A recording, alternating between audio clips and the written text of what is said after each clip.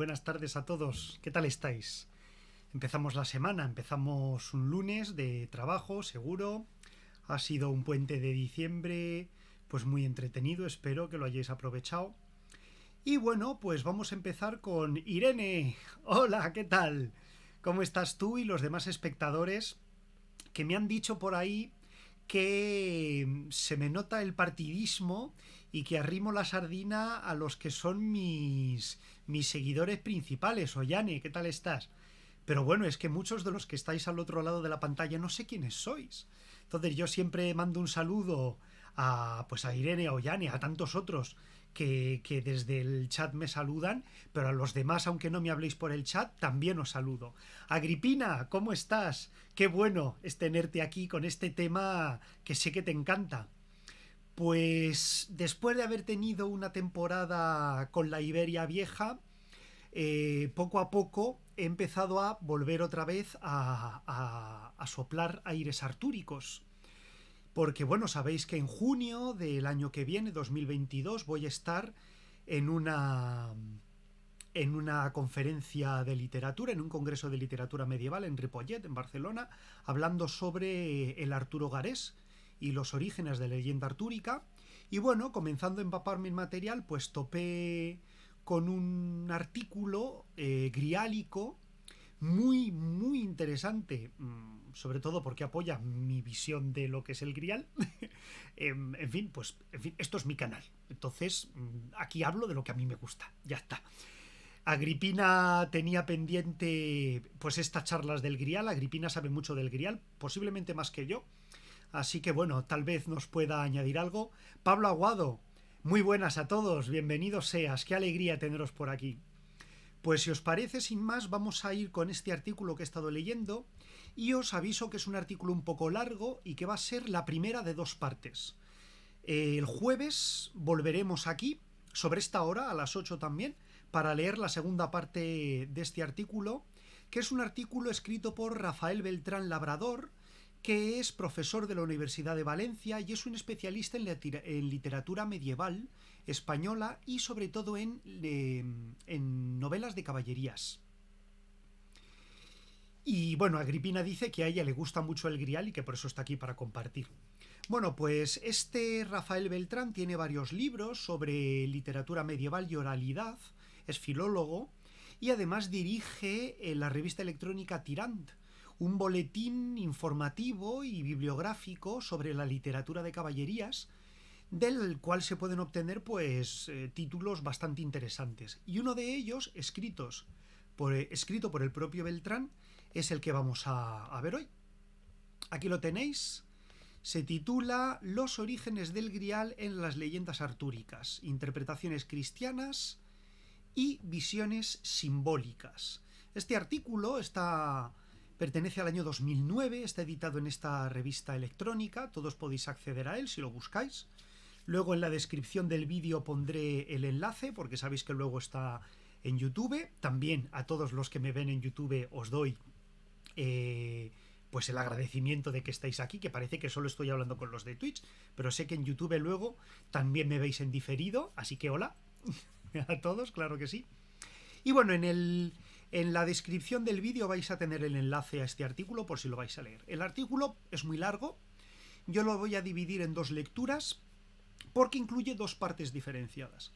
Esta primera parte, que es la que vamos a ver hoy, que es la del grial artúrico, el grial original en el libro en el que aparece citado por vez primera, que es el Perceval o el Alto Libro del Graal de Chrétien de Troyes, el padre, junto con Godofredo de Monmouth, del mundo artúrico, y desde luego Chrétien de Troyes vamos a ver que es el padre del grial.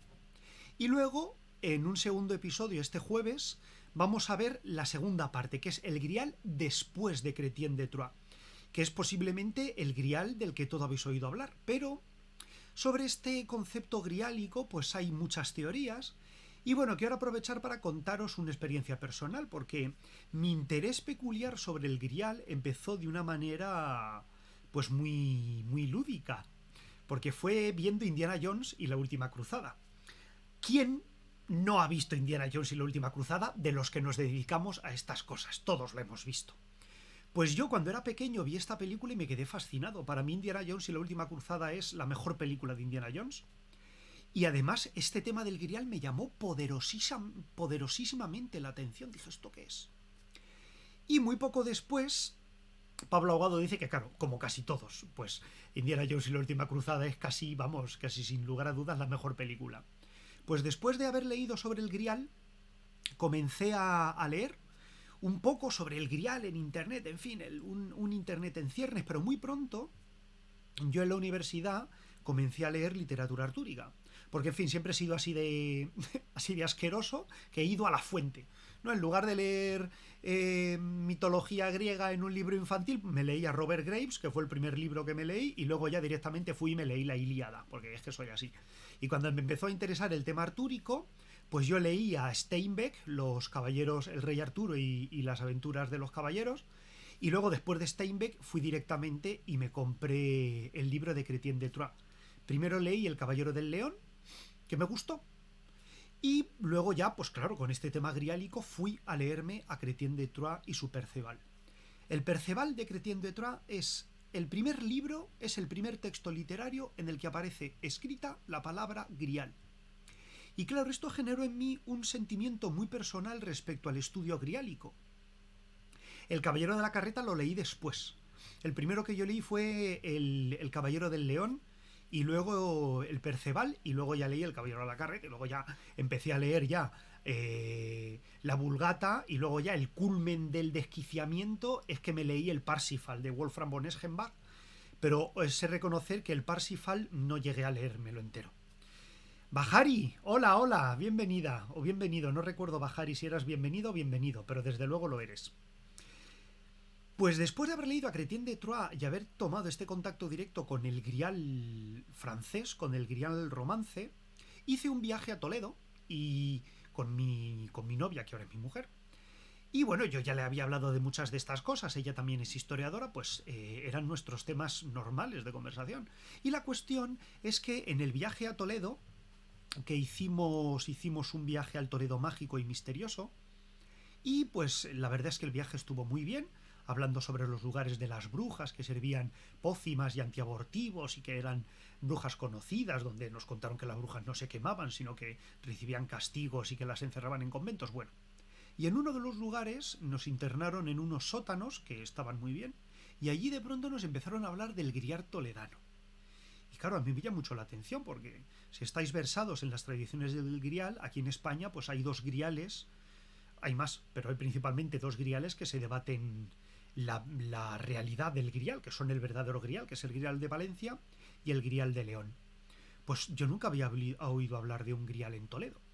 Y este hombre, además, que era un hombre que yo conocía porque, bueno, porque ha escrito algún libro sobre el tema, sobre cultura, y bueno, salía en Iker Jiménez cuando hacía los programas de radio, cuando a mí me gustaba escuchar a Iker Jiménez, que eran sus programas de radio, y yo pues sabía que ese tío había escrito libros y que controlaba. No voy a dar más datos específicos porque de pronto empezó a contar que si el grial había sido robado por los romanos en el saqueo de Jerusalén. Sí, Pablo, que si el grial había llegado a Roma, que si luego los visigodos de Alarico lo habían saqueado en Roma, que si los visigodos luego lo habían llevado a Hispania, que si había estado en Toledo, que luego había ido a Montserrat. Claro, y yo a este hombre, al que conocía, le miraba con los ojos como platos y no me dejó preguntarle, porque no dejó preguntas, se fue corriendo en cuando terminó la charla, se ve que es que había quedado y tenía otra y no tenía tiempo, pero claro, yo le levanté la mano y dije, claro, es que me dieron ganas de decirle, pero ¿usted qué está diciendo del grial? Si el grial es un invento de un francés del siglo XII, bueno, 11-12, porque murió en el 1090 y pico, antes de la cruzada. Claro, y esto es, entenderéis que es un problema muy grande, porque el grial, la primera cita del grial escrita por Chrétien de Troyes, la primera vez que nadie escuchó hablar del grial fue por un autor francés que murió en torno al año 1183.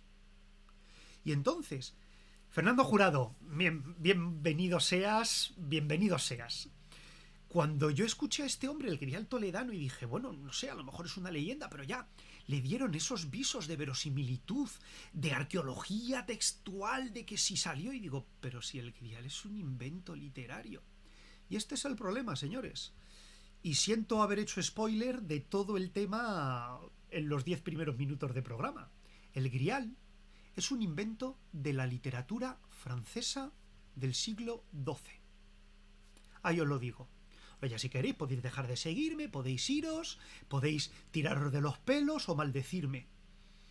Pues esta es la primera parte que vamos a leer. ¿Dónde sale esta idea del Grial? Bien es cierto que esa idea del Grial, escrita por Chrétien de Troyes, vino a llenar un vacío espiritual de una Europa que había fracasado en su ideal religioso de las cruzadas. Esa caballería celestial había fracasado frente a una caballería terrenal que se estaba deshaciendo en guerras intestinas en Francia, sobre todo, y en el Sacro Imperio Romano Germánico. Y cuando Chrétien de Troyes habló de un Graal que aparece de una manera mágica en un castillo,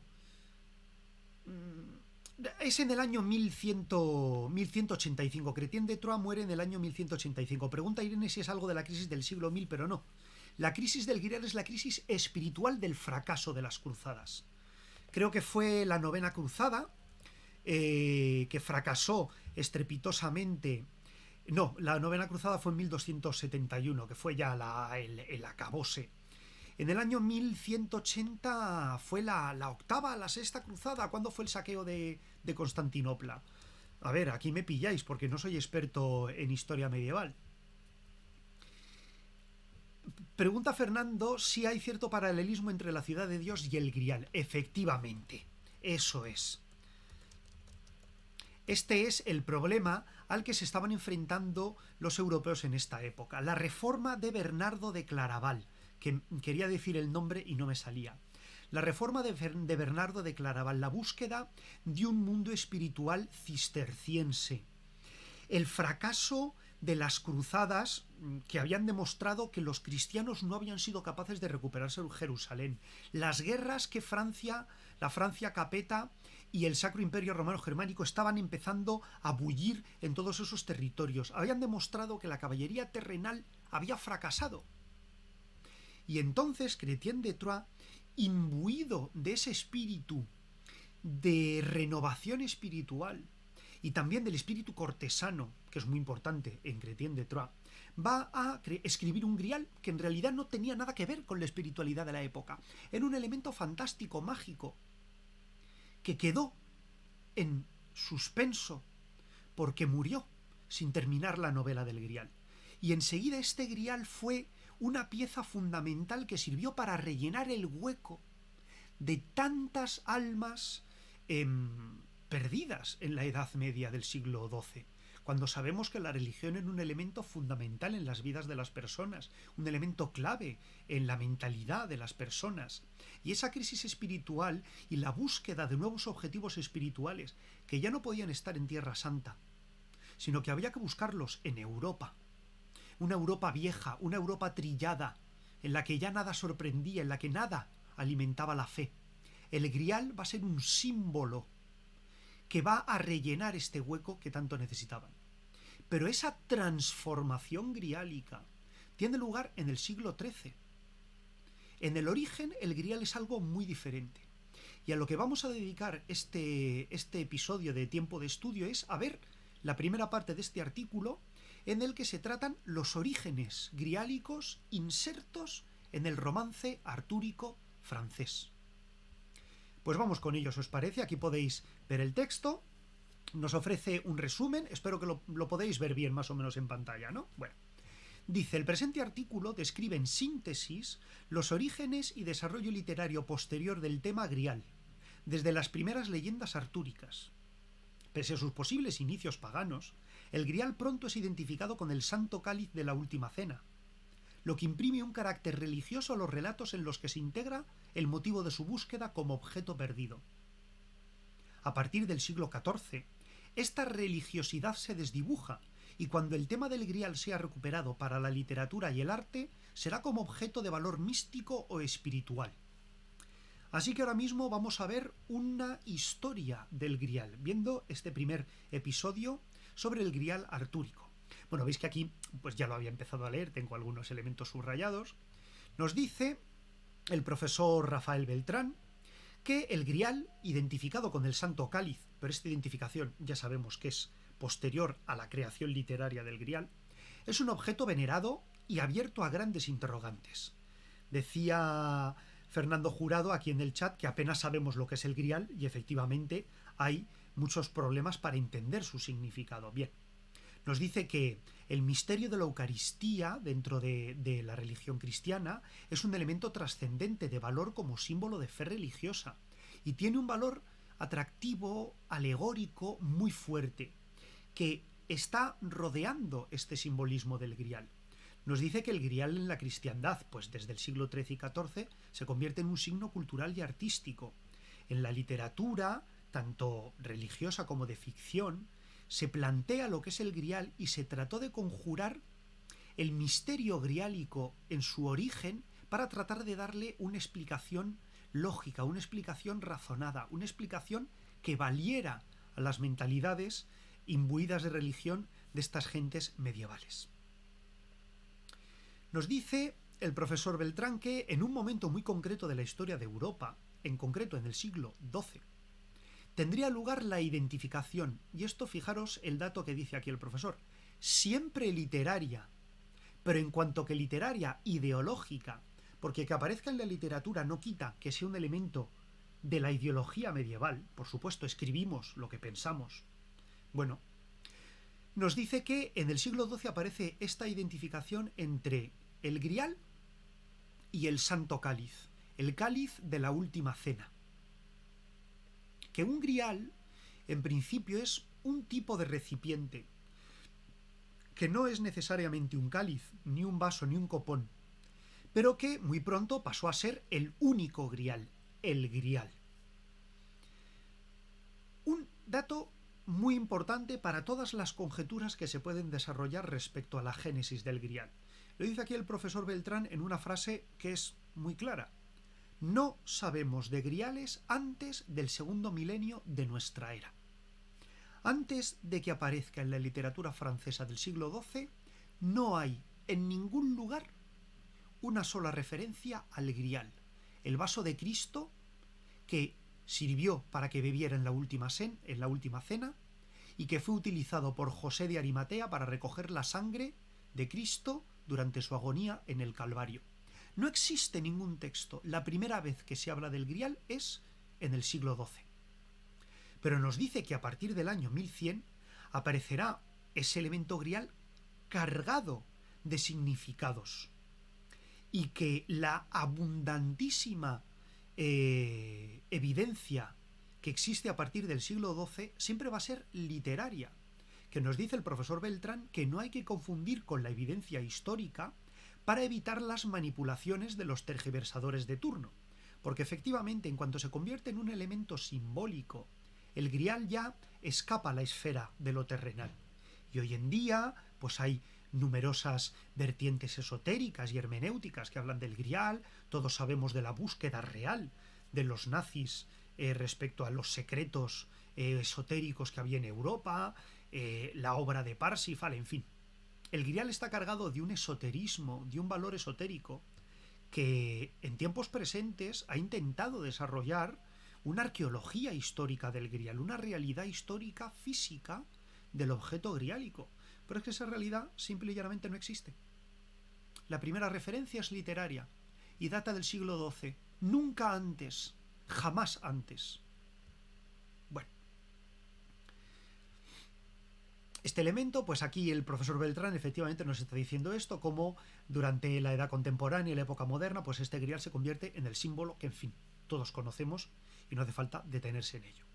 Si os parece, nos metemos en faena y vamos al primer apartado, el primer apartado largo al que vamos a dedicar pues este tiempo que estamos pasando juntos, sobre la primera mención literaria del Grial, el cuento del Grial de Chrétien de Troyes.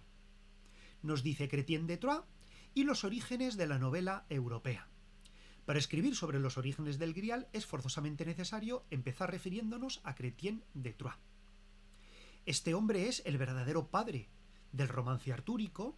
Entre 1160 y 1190, porque no conocemos los datos específicos de su biografía, escribió 5 novelas que se saben seguras, de las cuales hay 3 novelas de carácter artúrico, claramente artúrico: El Caballero del León, El Caballero de la Carreta, El Cuento del Grial, y de hecho creo que el Cligés también. Eregienide es el único que se escapa. No, mentira, Eregienide también. El Cligés es el único que se escapa porque es una novela bizantina de aventuras. Nos dice que todas las novelas están escritas en verso, que la leyenda artúrica, probablemente escuchada de las tradiciones de la Bretaña armoricana, que ya habían sido llevadas a las cortes francesas por María de Francia, es el principal elemento inspirador de Chrétien de Troyes, y que, bueno, todo este momento es un elemento muy importante de florecimiento cultural, sobre todo manejado por la dinastía angevina, los condes, la famosa Leonor de Aquitania y su descendencia, que van a comenzar a entrar en un conflicto con la dinastía Capeto en Francia.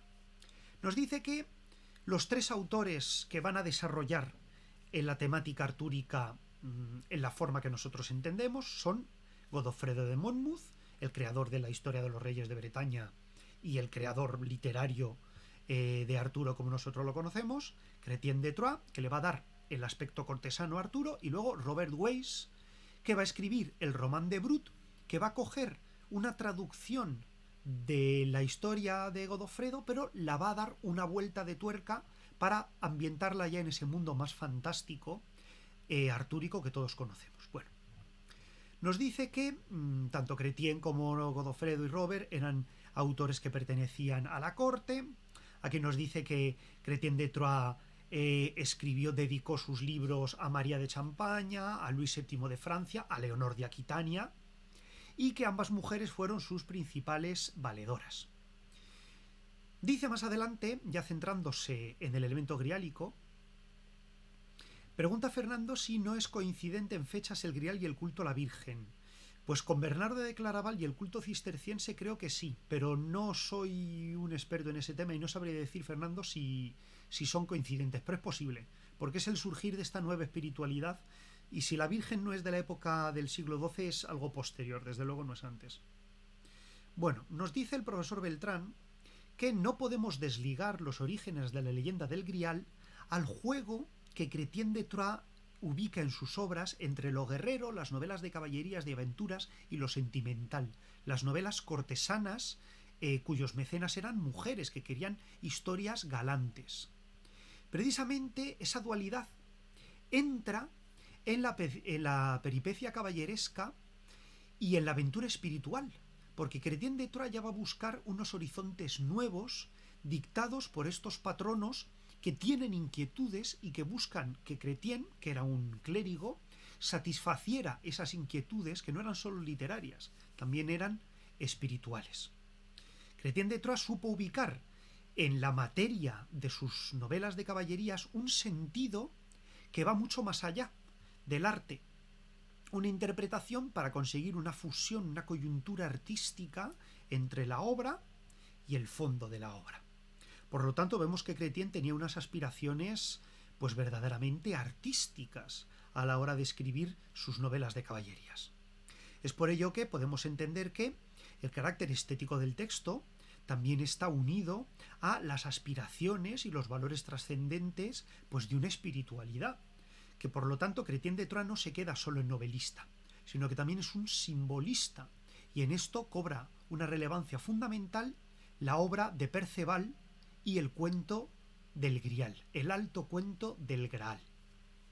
Nos dice 1.2 aquí el profesor Beltrán, la historia de Perceval y la procesión del Grial. No cabe duda de que Chrétien quiso imprimir a El cuento del Grial, su última obra, porque murió y la dejó inacabada, un sentido que no tenían otras obras. El protagonista de su relato, Perceval, es un muchacho galés que vive aislado del mundo. Su madre, la dama viuda, temerosa de que sufra la suerte de su marido y de su hijo, del hermano mayor de Perceval, que es morir como caballeros, mantiene a su hijo en la más absoluta ignorancia, hasta que por casualidad Perceval, mientras está por el bosque, descubre a un grupo de caballeros. En su ignorancia, Perceval se queda totalmente fascinado y les pregunta si son ángeles, y cuando los caballeros se ríen de él y le dicen que no son ángeles sino caballeros de la corte de Arturo y se van, Perceval decide seguirles. Abandona a su madre, y este abandono de su madre en la loca carrera por responder a las dudas de quiénes son esos caballeros va a ser un pecado, una falta de Perceval. De una manera, Perceval también es mostrado como un personaje heroico, que va llevando a cabo a lo largo de diferentes encuentros que tienen lugar antes, durante y después de la llegada a la corte artúrica, pues todo el ritual iniciático del héroe. Joseph Campbell, cuando escribe su Héroe de las Mil Caras, uno de los personajes en los que él está pensando es este Perceval de Chrétien. Nos dice que aunque su nacimiento no es extraordinario, sus características identifican a Perceval como un héroe prototípico. Posee cualidades innatas como la fuerza y lleva a cabo una serie de actividades que provocan vaticinios sobre su futuro excelente. Cuando se encuentra con diferentes personajes, estos afirman que sin lugar a dudas va a llegar a ser el mejor caballero del mundo. De rudo patán pasa a recibir educación por un caballero, Gornemán de Gort, y este Gornemán de Gort, un viejo caballero, le enseña los detalles, la etiqueta de la vida cortesana, que sin embargo va a ejercer a lo mejor un exceso de puntillismo, en el que pues el exceso de precaución o el exceso de etiqueta le va a jugar en el futuro malas pasadas a Perceval. Dice que en todo momento, pese a su acción pues iniciática y de héroe, dejó a su madre totalmente desamparada cuando abandonó la floresta. Y aunque él no lo sabe, Chrétien de Troyes nos cuenta que su madre muere, que se desvanece y muere del disgusto por ver huir a su hijo. Luke Skywalker es un poco Perceval. Hay tantos personajes en la literatura y en el cine que son héroes de mil caras que efectivamente podríamos encontrar mil ejemplos. La diferencia, claro, es que Perceval procede pues de 800 años antes que nosotros. Nos dice que el saber que su madre ha quedado desamparada, aunque Perceval es ignorante de que ha muerto, le tortura su conciencia y establece una mácula en su alma, establece un borrón, un manchón en su currículum de héroe. Pero todavía no ha llegado al momento en el que tiene que afrontar sus pecados. Ese momento de, como dice el profesor Beltrán, ese estado de complejidad moral aparecerá cuando se enfrente a la prueba griálica. Un episodio que es clave en la novela y que va a desencadenar toda una serie de situaciones narrativas en torno a ese elemento de enorme trascendencia para la literatura posterior. Y es que Chrétien de Troyes sitúa el suceso del Grial, el encuentro de Perceval con el Grial, en el centro de la novela, pero un poco después del episodio griálico, Chrétien muere. La novela queda totalmente inacabada y va a generarse una obsesión tan grande por qué es el Grial que van a escribirse hasta 4 continuaciones, hasta que finalmente Robert de Boron va a darle el verdadero empuje a esa figura griálica. Bueno, nos dice que en el caso del Grial, pues la situación griálica ocurre porque Perceval es invitado a cenar por el rey pescador. Y aquí Chrétien de Troyes está jugando con una ambivalencia, ya que pescador se parece a pecador. En francés, que yo no sé hablar, pues tenemos aquí pecheur y pecheur, con perdón del que me esté escuchando y sepa francés, con 2 acentos distintos, pero vemos que en francés incluso son palabras homófonas, pecador y pescador. También a este rey pescador le conocen como rey tullido, por si se encuentra postrado en un lecho debido a una herida que le impide levantarse. Nos dice Chrétien que a mitad de la cena aparece una misteriosa procesión, que un paje la encabeza y que empuña una lanza blanca de cuya punta mana una gota de sangre, que a continuación aparecen 2 pajes que llevan candelabros y que detrás de ellos aparece una doncella, y que pese a que los candelabros de muchas velas iluminan la estancia, cuando detrás de estos pajes con candelabros aparece la doncella portando un grial que sostenía con ambas manos, y Chrétien de Troyes le dice Graal, y luego veremos lo que significa, dice que el brillo de este grial es tan grande que las candelas que portan los pajes son como estrellas eclipsadas por la luz del sol. O sea que nos está hablando de una luz enorme que inunda toda la sala cuando esta doncella portando el Graal en sus manos aparece en la estancia. Este grial, en francés medieval Graal, es literalmente un plato ancho, un poco hondo, una fuente para llevar comida con salsa, posiblemente algún tipo de pescado. Así que vemos que el término que utiliza Chrétien no dice automáticamente que sea una fuente para el pescado, vamos a ver, pero desde luego utiliza la palabra que en francés sirve para especificar un tipo de menaje utilizado en los banquetes. Así que ya la gente se encuentra confusa cuando los propios coetáneos de Chrétien leían este libro, decían, pero ¿a qué te refieres? Y claro, la gran fortuna o la gran desgracia es que Chrétien nunca pudo decirlo, no pudo decir a qué se refería, y ahí nos ha quedado esa herencia.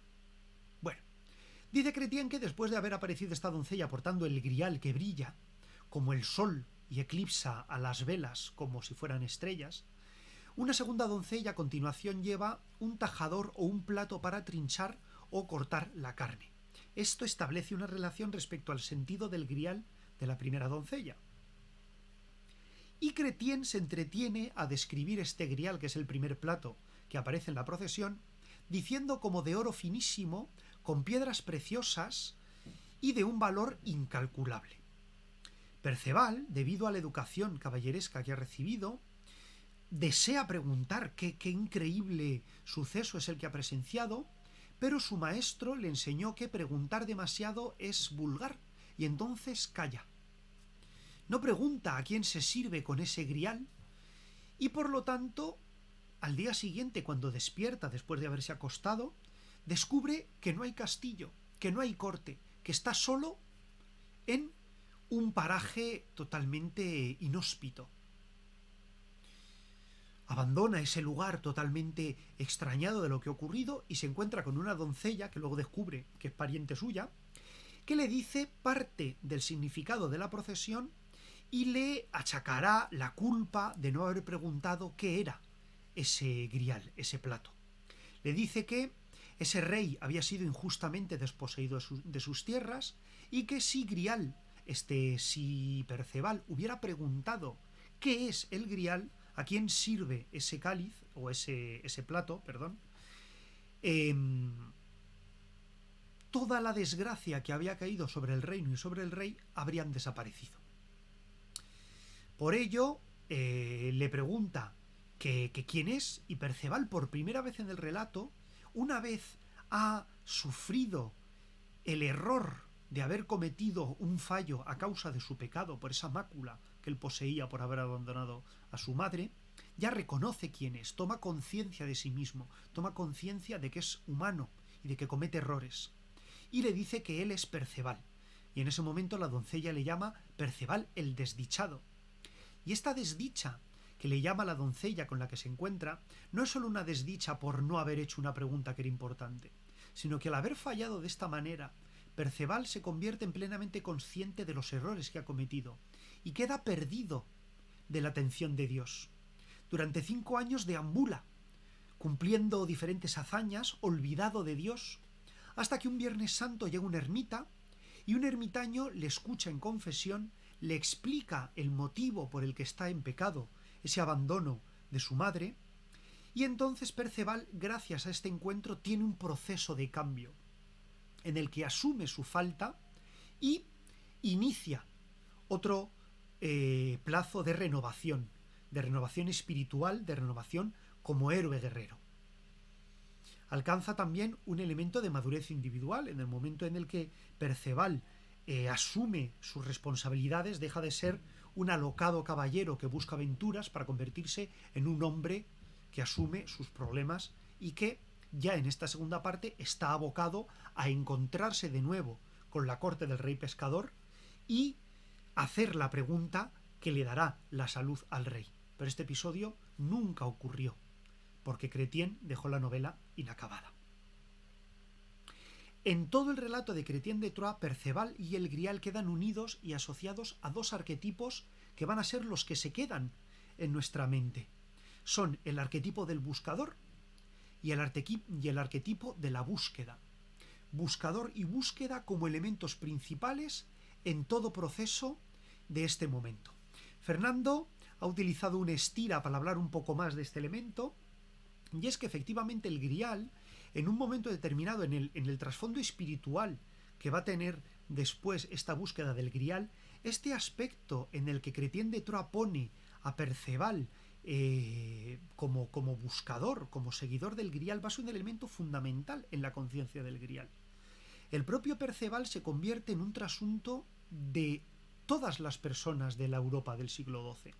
Y al igual que Perceval está en una búsqueda del Grial y en su primera visión ha fracasado porque no estaba libre de pecado, así podría entenderse en un sentido macroscópico que la cristiandad europea ha fracasado en su intento de las cruzadas precisamente porque no estaba preparada para controlar Tierra Santa.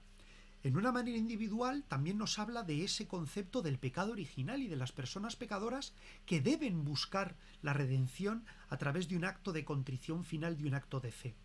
Así que vemos que efectivamente Chrétien de Troyes tocó una fibra muy profunda, no solo daros cuenta de la mentalidad europea de su época, que estaba lista, estaba preparada para que Chrétien escribiera esta obra, no se podía haber escrito en otro momento, y no podría haber llegado mejor en otro momento la novela de Chrétien, sino que también, con este sentido profundo que le da Chrétien a su narrativa, es una novela que, como todos podemos comprobar, porque estamos aquí reunidos precisamente para hablar de este tema, trata asuntos que nos tocan muy dentro, son elementos arquetípicos que expresan una realidad psicológica de todos nosotros.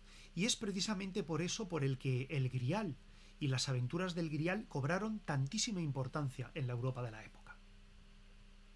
Nos dice el profesor Beltrán que el cuento del Grial quedó inacabado, probablemente por la muerte de Chrétien, dejando sin terminar el desenlace de esta obra a la que nos habíamos quedado a la espera de saber qué es lo que podía hacer Perceval, o cuál era el misterio de este Grial. Fijaros aquí que nos dice que la dedicatoria del texto a Felipe de Alsacia, que murió en la Tercera Cruzada en Acre en 1191, nos permite entroncar este ciclo griálico un poquito después de este momento.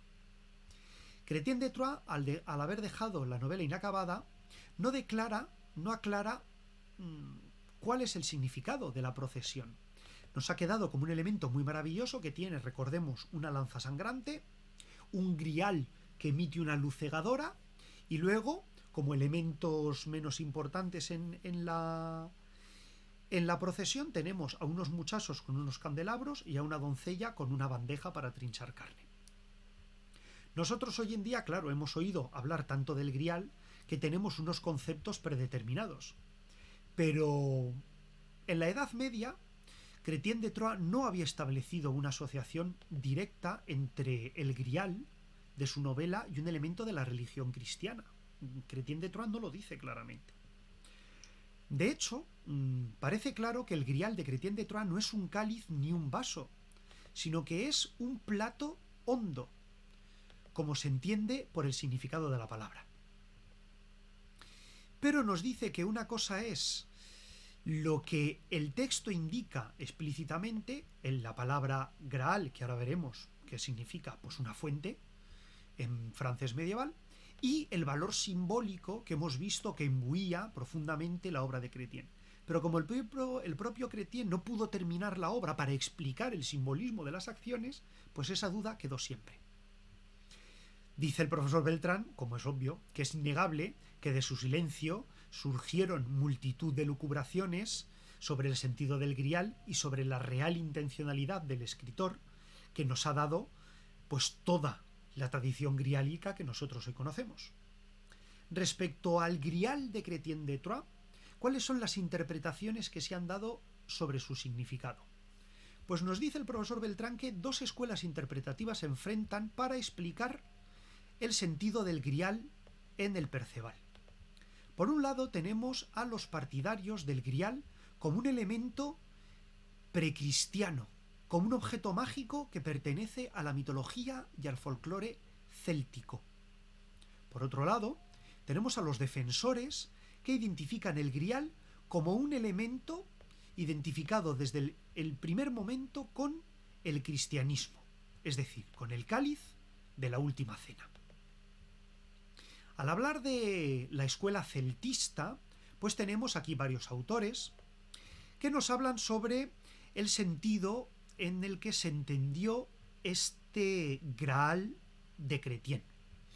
Nos dice que, pues a través de las obras de Jesse Weston y James Fraser, a principios del siglo XX se defendió la tesis de que en los misterios del Grial había ecos y referencias a mitos paganos de renovación de la naturaleza. Así que tenemos un aspecto simbólico, efectivamente, el Grial de Chrétien está cargado de símbolos, y a principios del siglo XX la escuela naturalista va a entender, la escuela celtista, perdón, que defiende un carácter natural de este símbolo, va a defender la existencia de una tradición pagana a la existencia de Chrétien. Yo no diría tanto una crátera, Fernando, sino como una bandeja donde se lleva algo. Piensa esas bandejas que se utilizan para el pescado de plata que hemos visto, que podemos ver en algunas exposiciones de palacios reales. Pues yo creo que iría más por ese estilo. Bien, nos hablan diferentes ejemplos, por ejemplo, que en los mitos egipcios y griegos la diosa llora, la diosa de la fertilidad llora, como lloraba sangre la lanza de Perceval, que hay un duelo que representa la vegetación que muere en invierno y revive en la primavera, símbolos que pueden percibirse en esta procesión de Chrétien, en esta procesión griálica. Etimológicamente dice que se parece a crátela, Graal. Bueno, eso no lo sé, Fernando. Si nos lo dices, ¿podrías desarrollar un poco ese tema? Si nos lo escribes en el chat y yo te leo. Fernando nos está diciendo que la etimología de Graal en francés parece acercarse mucho al sentido de crátera en griego, pero a lo mejor nos lo puede desarrollar un poco más. Efectivamente, Agripina, es una besuguera. Esto es una cosa que ya hablamos en su momento. Muy bien. Bueno, nos dice que en conjunto esta hipótesis de que el Grial representa ritos paganos de la renovación de la naturaleza es muy sugestiva, pero carece de base. No tiene verdaderamente un parangón real con el sentido, el significado intrínseco que tiene la ceremonia del Grial en toda la obra de Chrétien de Troyes. Es verdad que, sin embargo, puede contribuir a detectar relaciones entre la invalidez o mutilación sexual del rey pescador y la esterilidad de su país. Esa tierra desolada, esa tierra yerma, que tiene una relación con las creencias célticas en las que el rey es el garante de la fertilidad de su tierra. Y en un viejo programa que hicimos aquí en Voces de Bronce y Hierro, hablando sobre los sacrificios de los bog bodies, los sacrificios humanos en la Europa céltica, hablamos sobre esto precisamente, cómo se entendía que había una correlación entre el líder de un grupo humano, un tuath en Irlanda, y la fertilidad o la bonanza que rodeaban ese grupo humano, y que si el líder había fallado, eso se representaba en la aridez de la tierra. Pues este elemento va a tener una relación que va a tener éxito, y Thomas Eliot, en el poema de Wasteland artúrico, que es muy famoso, ya va a darle una vuelta a este sentido. Autores posteriores de los 50 y los 60, como Jan Marx o sobre todo Roger Sherman Loomis, que es un autor eminente a la hora de estudiar el significado simbólico de la novela artúrica, y también de Jean Frappier, otro autor muy importante para entender el simbolismo literario artúrico, van a argumentar tesis celtistas para establecer muchos paralelos entre la literatura medieval galesa e irlandesa y las novelas artúricas. El Grial es, como cualquier tipo de copa o fuente símbolo de la fecundidad en la mitología celta. El propio Loomis establece relaciones entre personajes de los Mabinogion con el rey pescador, por ejemplo, el rey Bran, que tiene un gran caldero que sirve para sumerger a los muertos en combate y salir resucitados. Se parece a este rey que es alimentado por el Grial.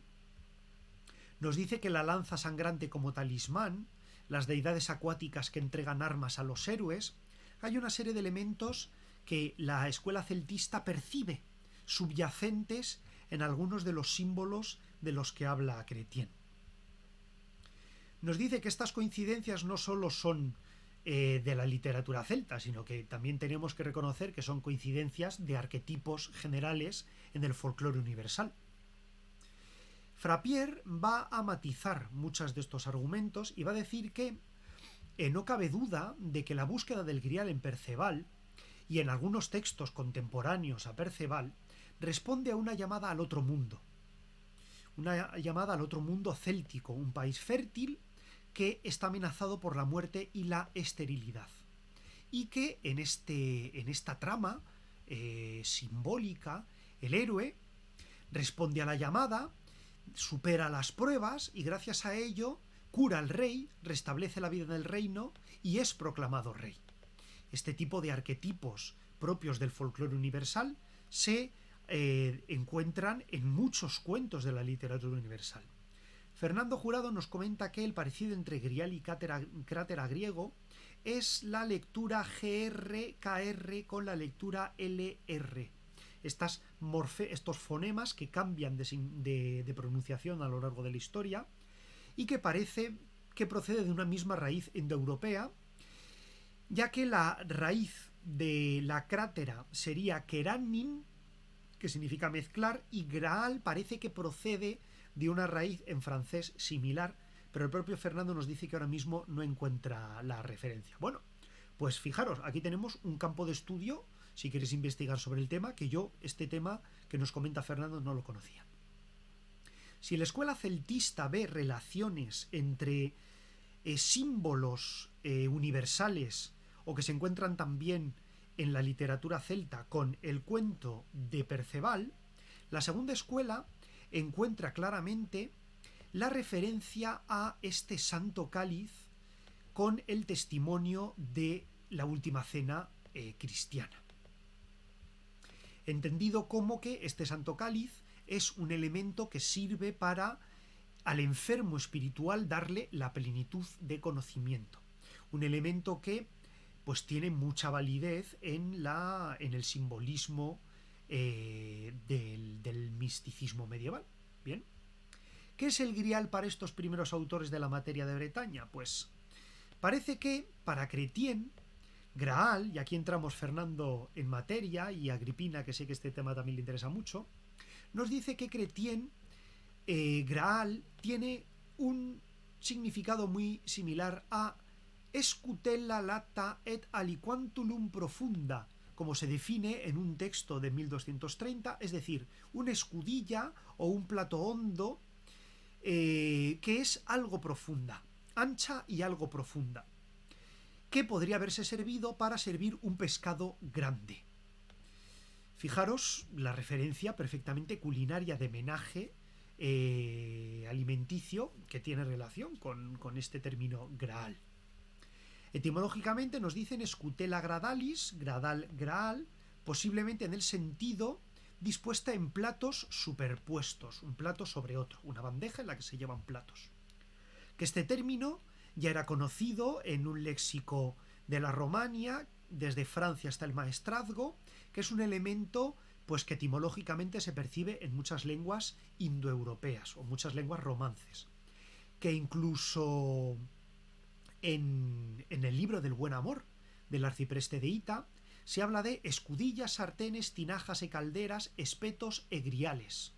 Esto escrito, pues fijaros, ya en el siglo XIV. Así que vemos que las referencias que se conocían popularmente en la Edad Media era esta referencia a que grial era pues un plato de servicio, que no se encuentra identificado, al menos específicamente, como un cáliz.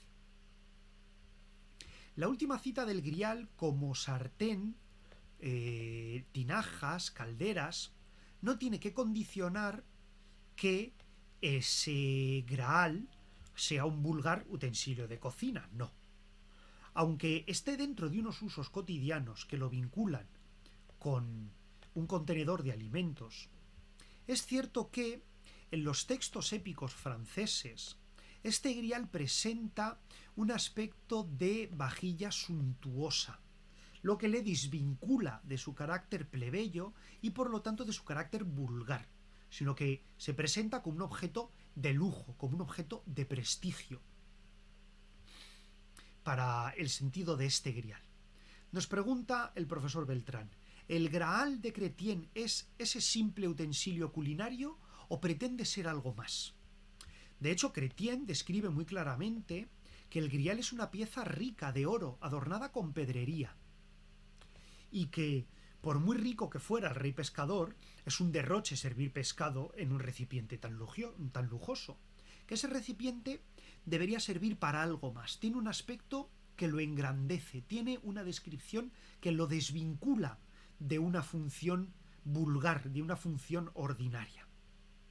Además, cuando el ermitaño le habla a Perceval sobre el sentido de lo que ha percibido, cuando le da estas enseñanzas que permiten a Perceval superar su estado de pecado, el propio ermitaño le va a dar una pista muy importante, que el Grial servía para transportar una hostia que era el alimento para el rico rey pescador. Dice en la traducción del cuento del Grial, con una sola hostia que se lleva en este Grial, el santo varón su vida sostiene y vigoriza. Tan santa cosa es el Grial, y él es tan espiritual, que para su vida no necesita nada más que la hostia que va en el Grial. Así ha estado 12 años sin salir de la cámara donde viste entrar el Grial.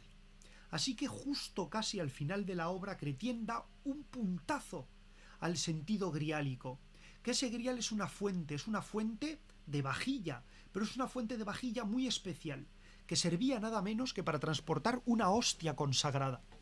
Una hostia que es el cuerpo de Cristo, que es un elemento con un valor simbólico espectacular en la Edad Media, con un valor místico fundamental, y que era con lo que se alimentaba este rey pescador, este rey tullido. Aunque Jean Frappier apunta que la hostia que va en el Grial era un alimento milagroso, no dice que tenga que ser obligatoriamente una hostia consagrada, pero Martin de Riquer, un insigne investigador de la materia literaria medieval, dice que con la misma lógica a ningún personaje en la Edad Media, ninguna persona que escuchara este relato en la Edad Media podía desvincular la figura de una hostia con el carácter eucarístico, el carácter consagrado de este elemento del ritual cristiano.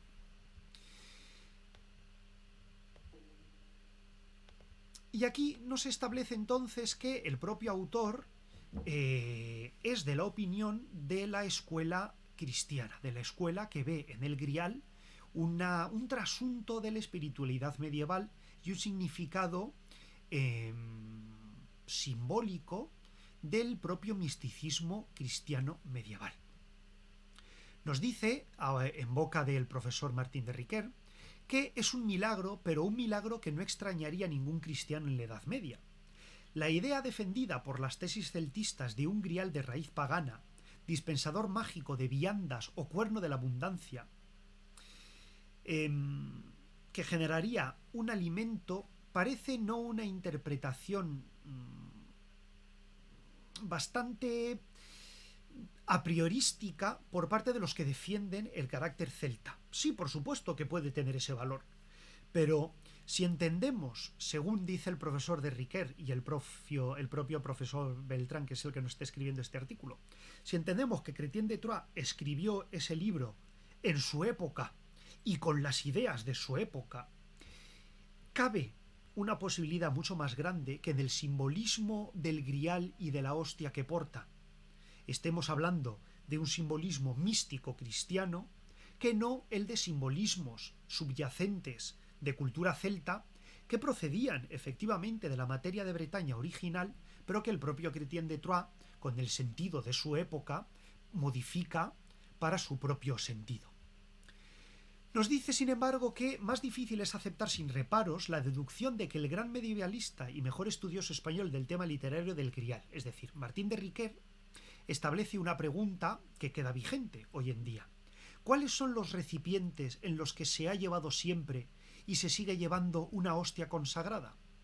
La única respuesta posible es que es un copón o píxide, un vaso de metal precioso en el que se conservan las hostias consagradas para la comunión de los fieles.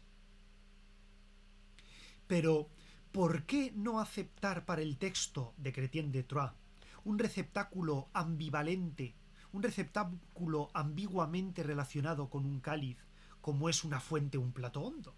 ¿Por qué Chrétien dice un Graal, pudiendo decir perfectamente que era un vaso? Pues aquí nos vuelve a ir al otro bando, porque en este momento estamos en una discusión historiográfica, y nos dice que aquí, pues Jean Frappier propone que, pues dice una cosa en francés, en este ensayo, más o menos ingenuamente o con trabajo, se transforma... no puedo decir esto en francés. Lo siento, no entiendo lo que dice. No sé si aquí viene una traducción, no viene. A ver, alguien que sepa francés en la sala, por favor, que nos pueda decir la manera en que Jean Frappier matiza la posibilidad de que fuera un cáliz. Nos dice, on a souvent ensayé plus o moins ingenuisement. Madre mía, me da vergüenza. Creo que habla así como que Chrétien de Troyes es ambiguo a la hora de referirse a este Graal y que por lo tanto especular sobre su sentido real puede caber una interpretación amplia. Nos dice Pablo Aguado que el francés es macaca, pues yo igual, desgraciadamente. Frecuencia. Bueno, Irene, vamos a dejarlo, tampoco me quiero atascar en esto. Nos dice que se podría arguir en defensa de esta necesaria prudencia de que el texto de Chrétien dice que el recipiente desprende un resplandor y luminosidad tales que anulan la claridad de las candelas de la procesión, que ese resplandor es extraordinario, casi mágico, y que favorecería en principio la tesis interpretativa céltica del Grial como objeto maravilloso y no litúrgico. Aunque por otro lado, Martín de Riquer aduce en su libro testimonios iconográficos muy llamativos que parecen una evidencia difícilmente refutable de que este Grial era, en la mente de Chrétien de Troyes y de mucho de la gente que le leyó, un lugar donde portar la hostia. Posiblemente, se me ocurre como pues teoría intermedia, que ese Grial fuera una fuente de platos sobre platos y que sobre esa fuente se pudiera situar un vaso, un cáliz, con lo que efectivamente en la Edad Media y ahora identificamos el Grial. Pero bueno, para acabar este primer programa sobre el Grial de Chrétien de Troyes, nos faltan los otros dos elementos de la procesión del Grial que no se pueden disolver del fenómeno conjunto, que son la lanza y la doncella. Nos dice que el tajador, el segundo plato que lleva la procesión, no puede ser una patena, no puede ser un plato propiamente dicho, sino que puede ser una bandeja para evitar, que el tajador, el taloir de la procesión no podía tratarse de una patena para evitar que la hostia caiga al suelo en la administración de la comunión, sino que sí se podría tratar de un tipo de plato especial llamada como patena ministerial, es decir, ya entendiendo que los objetos que aparecen en la procesión griálica tienen alguna relación con el oficio de la misa. El grial ya se ha discutido su significado, pero el segundo plato, ese tajador, ¿qué sería? Pues nos dice que podría ser un plato llamado patena ministerial, un objeto al que no se le presta la misma atención en el libro, pero que por otro lado está acompañado de un tercer elemento que sí es muy misterioso y que tiene una importancia mayor, que es la lanza sangrante. Respecto a la lanza sangrante, nos dice que la tradición interpretativa cristiana encuentra un montón de lanzas que son localizadas por los celtistas y que en el mundo celta tienen mucho más sentido, pero que en el mundo cristiano esta lanza pues es identificada con la lanza de Longinos.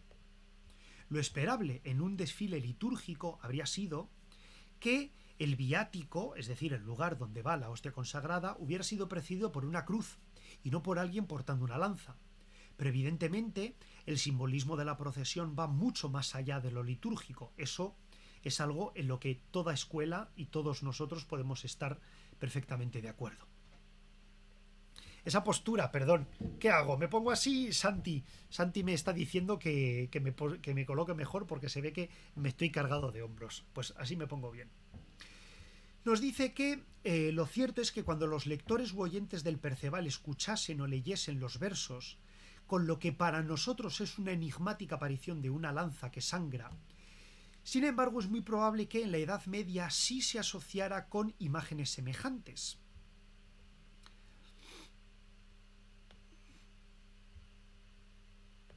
Y esto ya ofrece una interpretación que tenía que ser entendida por la mayoría de las personas medievales. Entonces dice que estas imágenes procederían de la fuente de conocimiento común de la época, que serían pues la Biblia. En este caso sería el Nuevo Testamento. Tenemos nuevos seguidores, bienvenidos. Nos dice que en el Nuevo Testamento y también en otros cantares de gesta, en muchos otros cantares de gesta, la lanza sangrante siempre está asociada con el soldado Longino, este personaje que aparece en la pasión de Cristo, ¿verdad? Longino se lleva la mano manchada de sangre a los ojos y recobra milagrosamente la vista, como aparece sin ir más lejos, por ejemplo, en el poema del Mío Cid. Por lo tanto, para la gente medieval que leía estos textos y los entendía porque eran parte de su cultura, eran parte de su acervo cultural, la lanza de la que emana sangre sin cesar significa la redención constante de la humanidad en el sacrificio del Gólgota.